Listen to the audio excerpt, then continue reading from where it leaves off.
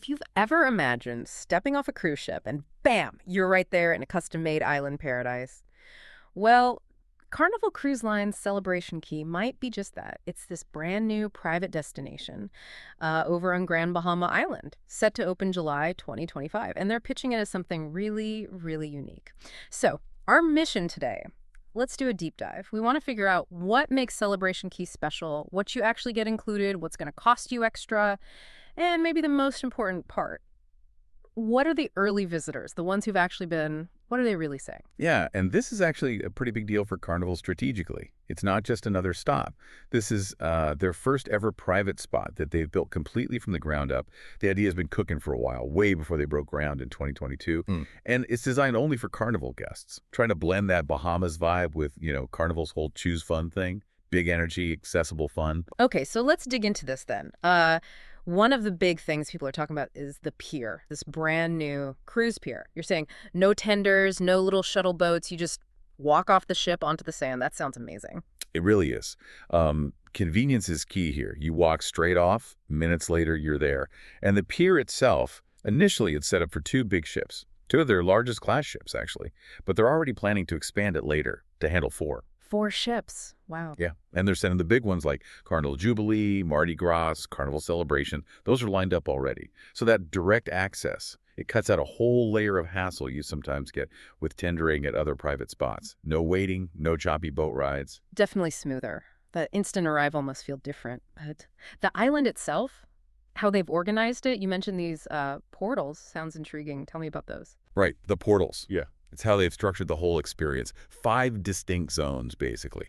And, it's clever. It offers variety, helps manage crowds, and let's be honest, probably helps create premium experiences they can charge for.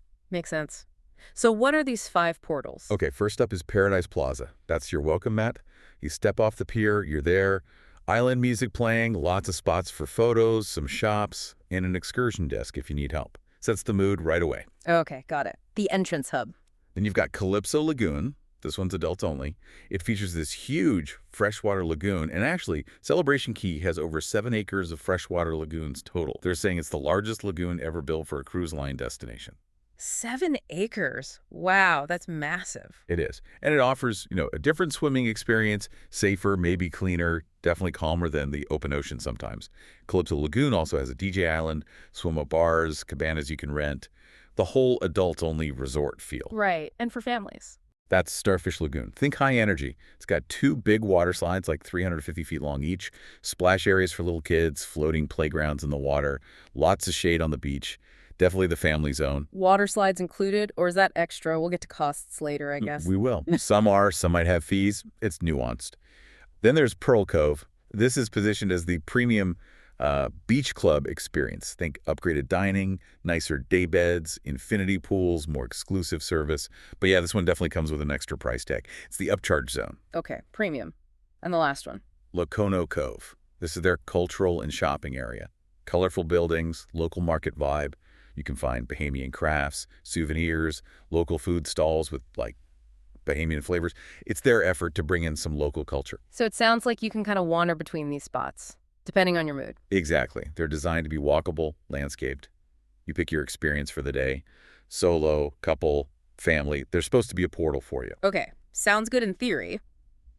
But let's talk money, the bottom line. What's actually included when you walk off that ship, and where do you start opening your wallet? Right. The crucial question. $2,000. Included. Just getting onto beams. Celebration Key is free, obviously part of your cruise. Finding a regular lounge chair and an umbrella, that's included too, but first come, first served.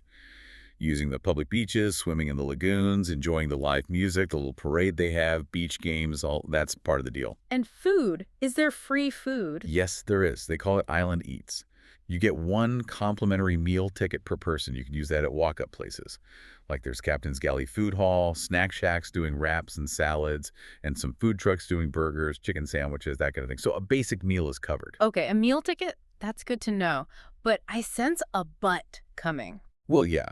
The included stuff covers the basics.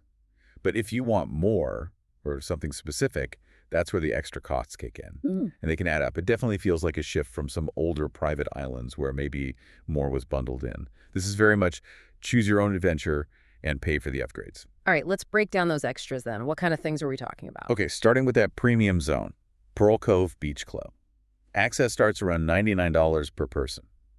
And that's just the entry. If you want packages with drinks or more food included there, the price goes up. 99 bucks just to get into a specific area. Yep. And then things like private cabanas or those floating day beds you see in pictures. Overwater hammocks, those are all rentable, extra cost. Could be anywhere from, say, $200 up to $800 or even more, depending on what it is and where it is. Wow, okay. Big range. What else? Water sports. Renting Really? snorkel gear, paddle boards, jet skis, it's extra. Usually somewhere between $50 and $200 per person, depending on the activity. Same for excursions booked there, like maybe an eco tour or a glass bottom boat trip. Gotcha. And what about food beyond that one meal ticket? Right. So if you want to eat at the sit-down, full-service restaurants like Gill's Grill for seafood or Mingo's for jerk chicken, that meal ticket only gets you 25% off one main dish. Anything else you order, or if you eat there a second time, it's full price. Entrees might be like $15 to $30 plus, although kids do eat free from the kids' menu at those places, which is a nice touch. Okay, so the ticket helps but doesn't fully cover the nicer restaurants. And drinks, alcohol. Nope, drinks aren't part of the complimentary meal ticket. Alcohol, specialty cocktails, sodas even, sometimes those are all extra. Expect typical resort prices, maybe $8 to $18 per drink. Now, this brings up something I've heard conflicting things about the ship's drink package, like the Cheers package. Does it work on Celebration Key? Yes. That's been a point of confusion. Initially, some reports said no, the ship package does not extend to shore. You pay for every drink. But then more recent feedback seems to suggest that it does work now if you already have the package purchased on the ship. The key takeaway for you, the listener, is check the absolute latest Carnival policy right before you sail. This stuff can change. Don't rely on old information. Good advice. Always check the current policy. Okay, any other costs we should know about? Just a couple minor things, like some of the water slides, Flash Flamingo is mentioned as free, but maybe premium slides or repeat rides on certain attractions might have a small fee, like $10 or $20. And obviously, if you buy anything at Lokono Cove, the market area, those souvenirs and crafts cost money. So yeah, you can have a totally free day beyond your cruise fare, but it's also very easy to spend quite a bit more if you want the extras. Okay, so we have the official picture, the layout, the costs. But what's the real experience like? What's the word on the ground from people who've actually been there during previews or early visits? The good, the bad, the unexpected. Yeah, let's get into that. Based on early feedback, there's definitely good stuff. People consistently praised how clean the place is. That came up a lot. Yeah. Also, the separation of zones, the adult area versus the family area, seems pretty clear, well color-coded, which people liked. Lively music in the adult zone, Calypso Lagoon, got good mentions. Okay, clean, good separation, music. What else? Lots of positive comments about practical things. Readily available water and ice stations, crucial in the heat. Strong lifeguard presence. And seemingly plenty of chairs and umbrellas, at least in the early days. People also liked the photo ops, said the staff were generally helpful, and enjoyed things like the little parade and the trams they use for getting around.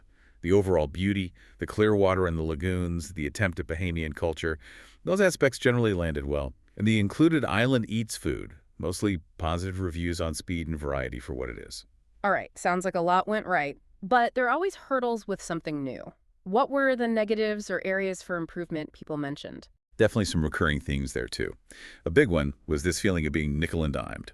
Some called it a celebration, FEE, feeling that compared to maybe other cruise line private islands, less was included and more cost extra. Then some environmental comfort issues. The sand getting incredibly hot, like burning feet hot. Ouch. Yeah.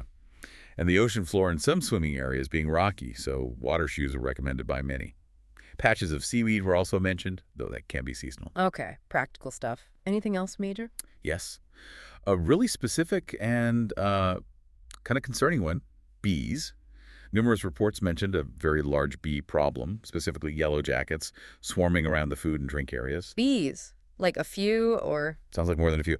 People reported getting stung, finding bees actually in their drinks or on their food. That's obviously a huge worry, especially if you have allergies. Definitely something Carnival needs to address. Wow, yeah, that's not ideal for a relaxing day. Not at all. Other things. Connectivity issues. Wi-Fi apparently didn't always work well, sometimes needing the ship's package anyway. And cell service could be spotty because of the location's history, some abandoned infrastructure nearby. Crowding also came up. especially in the pools or waiting for trams when you have multiple big ships docked at the same time. Hmm. That's probably to be expected to some It degree. makes sense. What about the food, beyond the quick service? And the local angle? Food quality for the included stuff was generally okay, but some felt it was just. More of the same American-style food from the ship, nothing particularly special or Bahamian. And there was some early confusion about the food trucks. Some visitors were disappointed, feeling they weren't genuinely local Bahamian businesses, but just more carnival operations. Okay. That perception matters. It does. But here's the key nuance. Carnival has pushed back on that perception. They've stated publicly and reportedly shown contracts that 26 actual Bahamian business owners are signed on to operate there, and the food is locally sourced and prepared. So it's interesting. There's a gap between some guests' initial feelings and the official information.